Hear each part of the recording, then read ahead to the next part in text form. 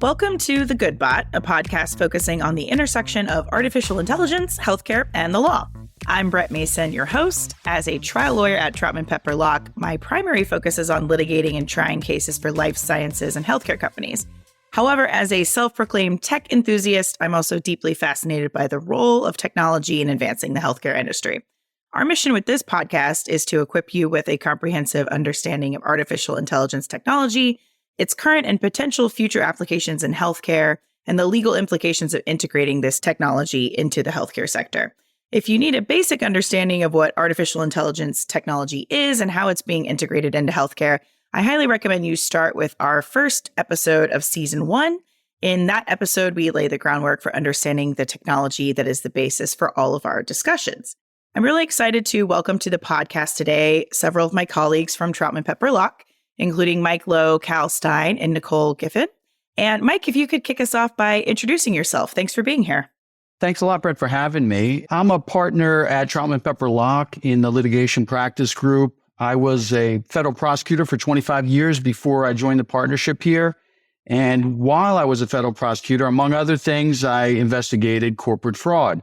So I've got a familiarity with that. My practice at Troutman Pepper Locke includes white-collar criminal defense, internal investigations, NIL, and I'm also part of our healthcare and life sciences litigation practice group. So once again, thanks for having me, and I'm looking forward to it. Thanks, Mike. Cal, why don't you introduce yourself to our listeners? Hi, everyone, and hi, Brett. Thank you for having me as well. My practice is very similar to Mike's. We work together on a lot of different things, including investigations, both internal and government. But we also work a lot with our clients proactively and preemptively on their compliance programs to help them avoid the type of government investigation and enforcement action that can really be disruptive. So today's topic is near and dear to my heart, and I'm really happy to be here. Wonderful. And Nicole, finish us up here. Thanks, Brett. I'm Nicole Giffin. I'm an associate in Troutman Pepper Locke's White Collar Litigation and Investigations practice group. I have a number of years of experience working with corporate and individual clients in white-collar matters, and also assist with regulatory compliance matters to help avoid investigations. Well, thanks so much to all three of you. As listeners can probably guess, we are talking today in an area that touches on white-collar and corporate compliance. Specifically, today we're going to talk about the Department of Justice's evaluation of corporate compliance programs and the recent updates focusing on artificial intelligence. Before we jump into that, Mike, can you kick us off by telling us about the DOJ's evaluation of corporate compliance programs in general? Brett, DOJ has a document posted on their website that I think everyone in this space should be familiar with. It's titled Evaluation of Corporate Compliance Programs, and it gets updated periodically. In fact, the last update was in September 2024. It effectively serves as a roadmap for federal prosecutors to evaluate the effectiveness of corporate compliance programs when they consider whether or not to bring charges or resolve charges against a business organization or corporation. Essentially, when federal prosecutors are considering whether they're going to charge a company, the Justice Manual, which for those of us who were longtime DOJ employees, it used to be known as the United States Attorney's Manual. Anyway, the Justice Manual instructs them to consider and evaluate a host of factors. And one of those is the effectiveness of a corporate compliance program. The document I mentioned earlier, the DOJ's evaluation of corporate compliance programs, I would say it's really the most detailed guidance documents that there is that prosecutors will pretty much exclusively use to evaluate and make informed decisions about the effectiveness of a corporate compliance program. Now, importantly, when prosecutors do evaluate a corporate compliance program, there are three fundamental questions that DOJ wants those prosecutors to ask. First, they want them to look at design. Is the corporate compliance program well designed? Second, they want them to look at implementation. Is the corporate compliance program being applied earnestly and in good faith? Another way to put that is the compliance program adequately resourced, right? Are you putting enough money as a corporation into this program? And is it really empowered to function effectively? And lastly, results. does the corporate compliance program actually work in practice? So I think it's fair to say that the DOJ's evaluation of corporate compliance programs, it's really anchored by those three fundamental questions I just mentioned. And within each of them, there's guidance that gives prosecutors what I think we call the hallmarks of what DOJ considers to be part of an effective corporate compliance program. And it gives them questions to ask when they evaluate that corporate compliance program. Final point I'm going to make on this, Brett. Prosecutors really consider corporate compliance programs at 2 points in time. 2 points in time. First, the time of the offense, and second, the time of the charging decision or resolution. And Mike, these are really things that we deal with on a regular basis with our corporate clients, both during investigations and, as I alluded to before, even in advance.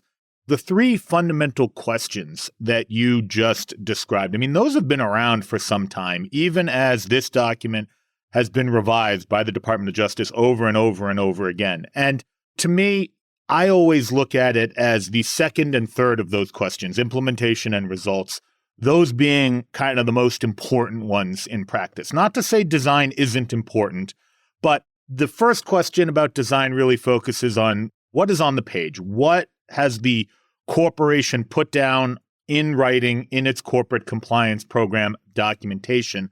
Whereas those latter two questions about implementation and results, those focus on what's actually happening, what the corporation is actually doing in terms of compliance. And in my experience, the answers to those questions really answers the biggest question of all that the Department of Justice is going to have, which is, look, is this corporate compliance program just a, quote, paper program? Or is it something that the corporation actually follows and actually utilizes to ferret out compliance violations? Because that's what the Department of Justice really wants to see. Yeah, Cal, I think that's a fair way to describe it. I mean, the reality is what they're looking for is exactly what you said. Is this legit? Are you taking this seriously? Or is this just something to protect you when DOJ comes calling later on? Well, I appreciate those points, especially what you said, Cal, there, because we know there's a well-known phrase, best laid plans, right? Just because you design something really well does not mean it's going to be effective, which is why the implementation and results are so important. So let's talk now about the update that Mike mentioned earlier from 2024. Does the DOJ consider the use of artificial intelligence in its evaluation of corporate compliance programs? And Nicole, why don't you let us know what you think on that?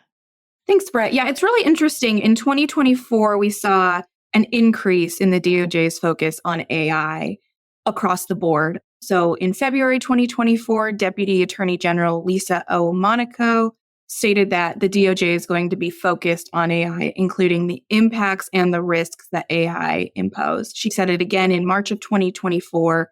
She also foreshadowed that the DOJ will have robust enforcement actions related to AI and will seek stiffer sentences for offenses that were made more dangerous by the use of AI.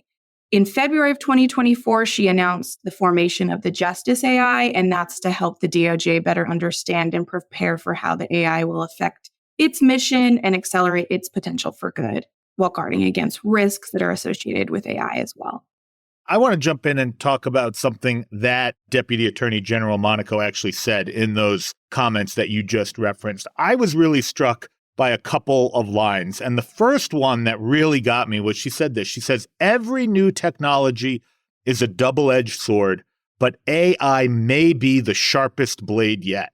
And boy, to me, that comment really, really crystallized what I think is the great unknown about AI, both in terms of the benefits that it can provide, which could be substantial, but also really the serious risks that it presents, which of course underscores the need for strict compliance and a robust compliance program for corporations. And I think the mere fact that Deputy AG Monaco called AI the sharpest blade yet really, really highlights, at least for me, the focus that DOJ is going to have on AI now and going forward. Yeah, and to your point, Cal, so in September of 2024, the DOJ did update its evaluation of corporate compliance programs guidance document that Mike explained earlier. And for the first time, the DOJ included considerations regarding a corporation's use of AI both in its compliance program and in business lines. So following up on that, Mike, what did the DOJ say about the use of artificial intelligence in its updates to the evaluation of corporate compliance programs last fall?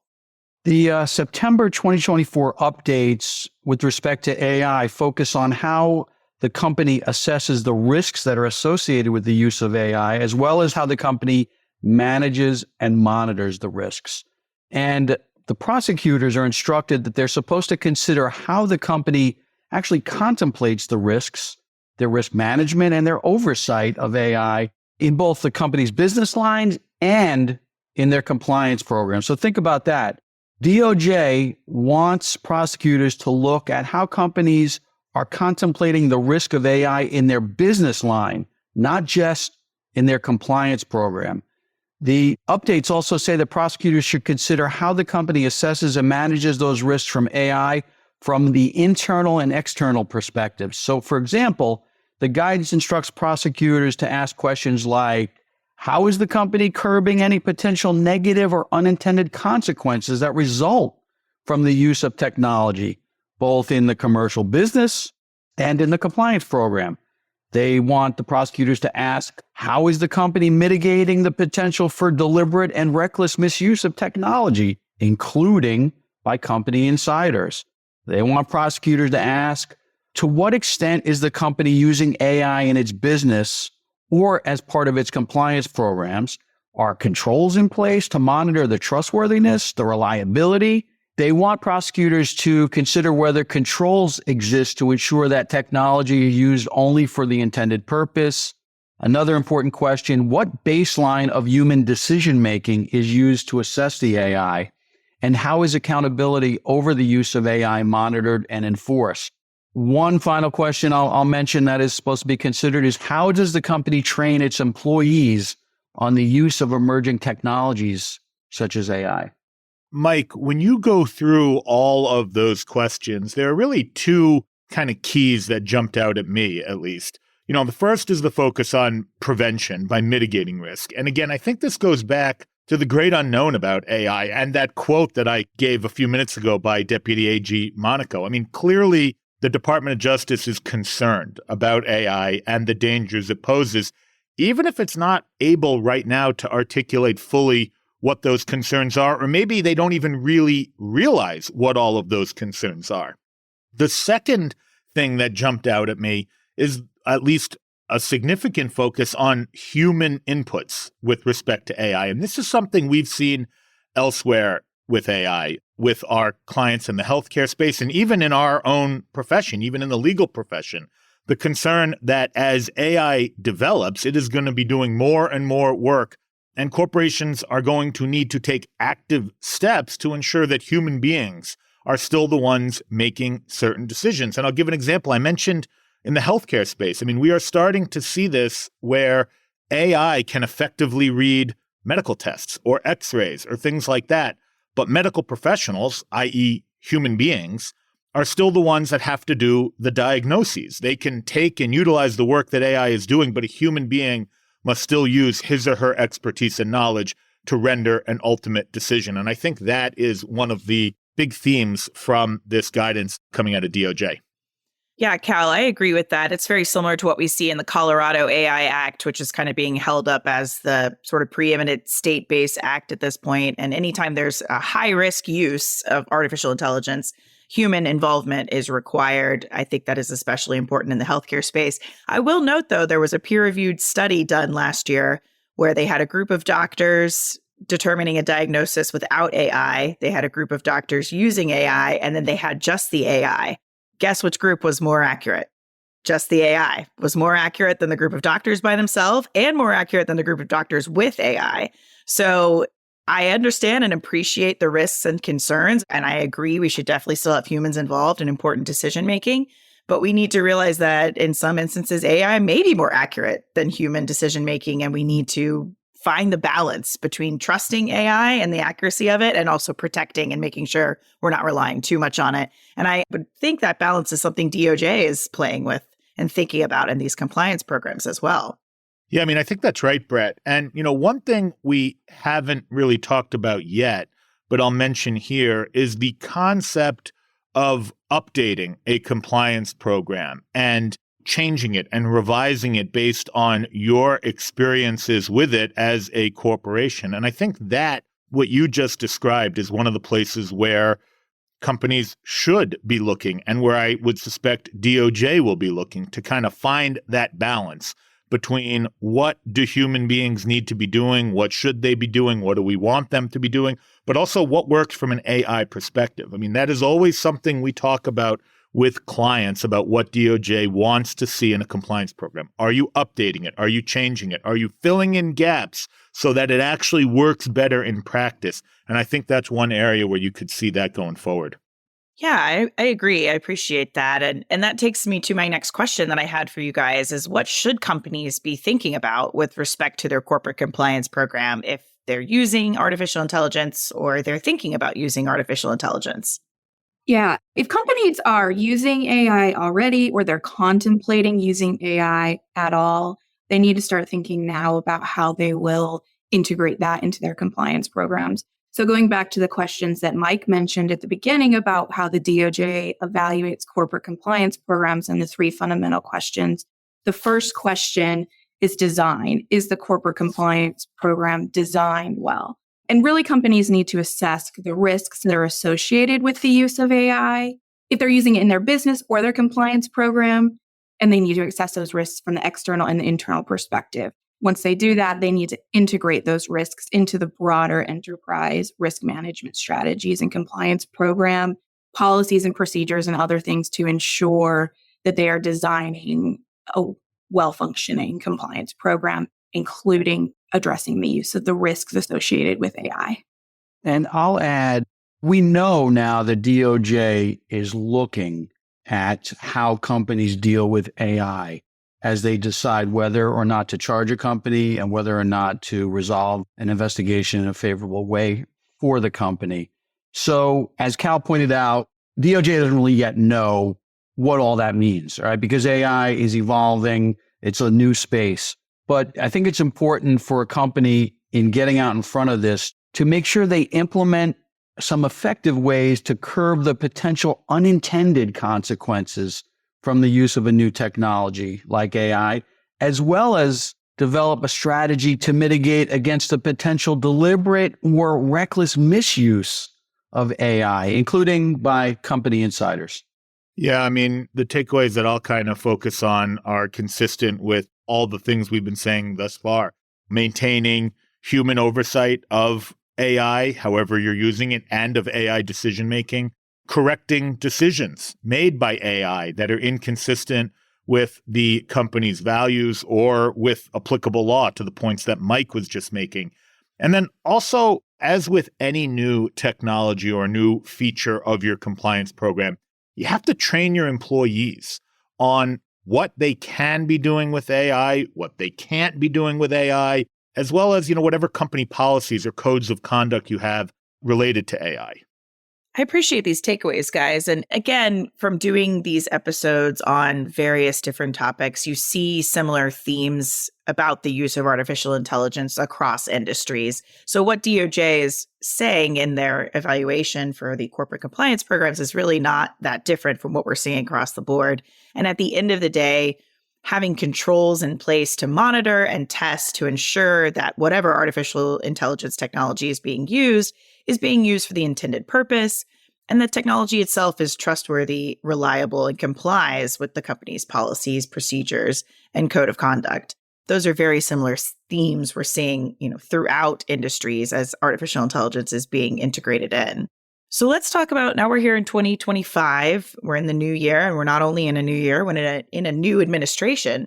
So, is there anything else companies should be thinking about regarding their corporate compliance programs if they use AI or, again, are thinking about using AI? Well, Brett, what I'll say is it's going to be interesting to see what happens in the coming months and years. The new administration, the Trump administration, has made clear that they treat AI as a priority. And I think there's potentially a different approach to AI from this administration to the last.